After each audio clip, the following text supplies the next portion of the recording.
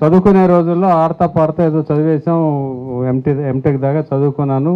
బేసిక్గా ఉన్న తెలివితేటలు కానీ కుటుంబ నేపథ్యంతో కానీ చదివేసాం. కానీ ఆ తర్వాత చదువు యొక్క ఉపయోగం ఏంటి, దాని ద్వారా ఎన్ని చేసుకోవచ్చు.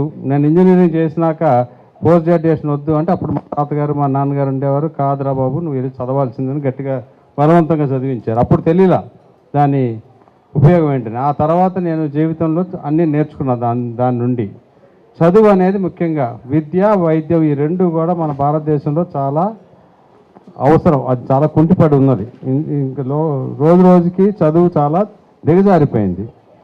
నాకు ఇష్టమైన సబ్జెక్టులు రెండు, విద్య వైద్యం. ఈ రెండిట్లో నాకు అవకాశం ఉన్నప్పటి నుంచి సుమారుగా 25-30 సంవత్సరాల నుంచి కూడా విద్య గురించి కానీ వైద్యం గురించి కానీ ఎవరైనా సరే నా నోటీస్లోకి వస్తే ఏదో రకంగా నాకు చేతనైనంత వరకు నేను సహాయం చేసి వాళ్ళు ప్రపంచంలో ఎక్కడికి వెళ్ళినా అనేక సందర్భాల్లో ప్రతి చోట ఎవరో కనపడతారు. సార్ మీరు నాకు ఫలానా కాలేజీలో సీట్ ఇప్పించారు, ఫలానా ఫీజు కట్టారు. అది అమితమైన సంతోషం. అలాంటిది సూర్యారావు గారు గౌరవ అధ్యక్షులు మన పైలా సోమనాయుడు గారు అయినట్టు గౌతమి స్కూల్స్కి చాలా సంతోషంగా ఉంది మీ మధ్య ఉంటాం. మీరు టీచర్స్ అందరూ కూడా ఈచ్ వన్ టీచ్ 50 కాదు, ఈచ్ వన్ టీచ్ 100 దాకా కూడా ఈజీగా చేయొచ్చు. అయితే మీకు ఎంతో ఓపికగా ఉండి ప్రతి విద్యార్థిని, ఎందుకంటే ఆల్ నేర్పించిన వాళ్ళు వాళ్ళ మనసులో చిరస్థాయిగా నిలబడతారు. టీచర్స్ నేను చిల్డ్రన్స్ మాంటిసరీ స్కూల్ ఇక్కడ చదువుకున్నాను. మా నాన్నగారు ఇక్కడ ఉద్యోగం చేసే రోజుల్లో ఇంజనీర్గా ఉండి మా కోటేశ్వరమ్మ గారు ఉండేవారు. ఆ రోజుల్లో కోటేశ్వరమ్మ గారు ఆవిడ ఫేమస్ ఏంటంటే స్కేలు మామూలుగా ఇలా కొట్టకుండా అడ్డంగా కొట్టేవారు ఆవిడ గట్టిగా. అవన్నీ గుర్తున్నాయి నాకు. అట్లా నేర్చుకొని పైకి వచ్చాము. ఈ నియోజకవర్గ పరిస్థితి చూస్తే దుర్భర పరిస్థితుల్లో ఉంది. వీరందరూ కూడా చదువుకున్న వాళ్ళు, చదువు చెబుతున్నవారు కాబట్టి ఇట్లా చాలా తక్కువ మంది. నేను అనుకుంటున్నాను రేపు పొద్దున మనం భారతదేశంలో ఎన్డీఏ ప్రభుత్వం రావటం ఖాయం, మోడీ గారు ప్రధానమంత్రి మూడోసారి అవటం సత్యం. అట్లాగే ఇక్కడ ఎన్డీఏ ప్రభుత్వం రావటం, చంద్రబాబు నాయుడు గారు ముఖ్యమంత్రి అవ్వటం, పవన్ కళ్యాణ్ గారు కూడా మానవతావాది త్యాగమూర్తి, ఆయన కూడా మన ఆంధ్రప్రదేశ్ ప్రజల కోసం సుఖంగా సినిమా ఫీల్డ్లో ఉండవలసిన ఆయన కష్టపడి వచ్చారు. కాబట్టి తన మన కుల మత ప్రాంతాలకి అతీతంగా మనందరం కూడా మానవతావాదుల కింద పనిచేసి ఈ నియోజకవర్గం వరకు, ఎందుకంటే నేను భారతదేశం మొత్తం తిరిగి మంత్రిగా కానీ ఆంధ్రప్రదేశ్ మొత్తం ఒక రాజ్యసభ మెంబర్గా 12 సంవత్సరాలు అవకాశం. మన ఆంధ్రప్రదేశ్లో 5 కోట్లలో బహుశా 500 మంది ఉంటారేమో, 100 మంది కూడా ఉండకపోవచ్చు.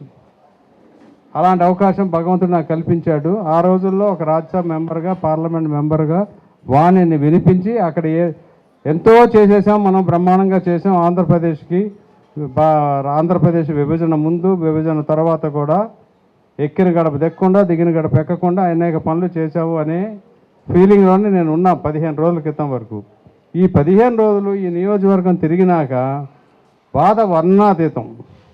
వీళ్ళది ఇంత దుర్భర పరిస్థితుల్లో వికసిత భారత్ పక్కన మనం చెప్పుకుంటూ ఉంటే ఒక నియోజకవర్గం బెజవాడ ఎల్లప్పుడూ కూడా రాజధాని, బెజవాడ రాజకీయ రాజధాని అని, బెజవాడ సినిమాలకు రాజధాని అని, బెజవాడ వాణిజ్యానికి రాజధాని అని, బెజవాడ పెద్ద రైల్వే జంక్షన్ అని, మేధావులు ఉన్నారని, స్వాతంత్ర యోధులు ఇక్కడి నుంచి వెళ్ళారు, ఇవన్నీ ఉన్నాయి. కానీ ఈ పరిస్థితి ఇలా ఉండటం అనేది చాలా దురదృష్టం. ఇంతకుముందు ఎవరైతే ఎన్నుకోబడ్డారో పార్టీలు పక్కన పెట్టేయండి, కానీ అసలు వ్యక్తులు ఎన్నుకోబడ్డవారు గత 20-30 సంవత్సరాల నుంచి కూడా మరి వాళ్ళకి సమర్థత సామర్థ్యం లేక చేయలేదా, వాళ్ళకి అనుకూలం చేయలేదా, వాళ్ళకి అసలు తెలివితేటలు లేవా? ఎందుకంటే ప్రజాస్వామ్యంలో ఏంటంటే తక్కువ ఓట్లు, ఇప్పుడు 3-4 కంటెస్ట్ చేస్తే 2.5 లక్షల్లో ఎవరికి ఎక్కువ వస్తే వాళ్ళు ఎమ్మెల్యే అవుతారు. అతనికి సామర్థ్యం ఉందా లేదా కూడా చూసుకోవాలా. ఈ మధ్య అరాచక పాలన లాస్ట్ 5 సంవత్సరాల్లో జరిగిన ఆ వ్యక్తి అయితే ఎమ్మెల్యేగా మంత్రిగా కూడా చేశారు. ఏమి చేశారమ్మా అని చాలా డివిజన్స్లో అడిగా. ఏ ఒక్కళ్ళు కూడా అసలు ఈ పని మాకు చేశారు అని చెప్పిన నాదుడు కనపడలా. అతని అదృష్టమో ఆ పార్టీ నిర్ణయం కానీ మొత్తం మీద ఈ నియోజకవర్గం నుంచి వెళ్ళగొట్టబడ్డాడు. అదొకటి. సరే, అతనున్నా ఎవరున్నా మనకి భారతీయ జనతా పార్టీ వారు చెప్పినట్లు ప్రపంచంలోనే అతిపెద్ద రాజకీయ పార్టీ.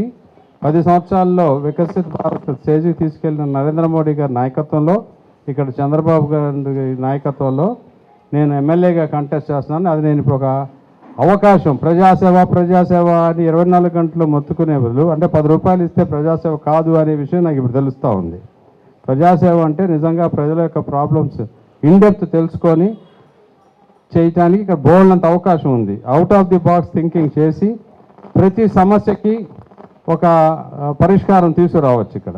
కాబట్టి మీ అందరూ కూడా సహకరించి అందరికీ 10 మందికి చెప్పి, సూర్యారావు గారు లాంటి వాళ్ళు కానీ అందరూ ఇక్కడ వచ్చిన టీచర్స్ అందరూ కూడా చెప్పి, సైకిల్కి కమలానికి సైకిల్కి ఓటు వేసి డబుల్ ఇంజిన్ సర్కార్ తెప్పించుకొని మీ రాబోయే 5 సంవత్సరాల్లో మీకు మంచి పరిపాలన తీసుకొచ్చి మంచిగా ఇక్కడంతా ఇన్ఫ్రాస్ట్రక్చర్ మౌలిక సదుపాయాలు అన్నీ కల్పించి ట్రాఫిక్ సమస్యలు లేకుండా, పర్టికులర్గా ఉమెన్కి డెలివరీ సెంటర్స్, ప్రకృతి కేంద్రాలు పెట్టించి, మనకి ఎయిమ్స్ ఉంది ఇక్కడి నుంచి అంతే 20 నిమిషాలు వెళ్ళొచ్చు.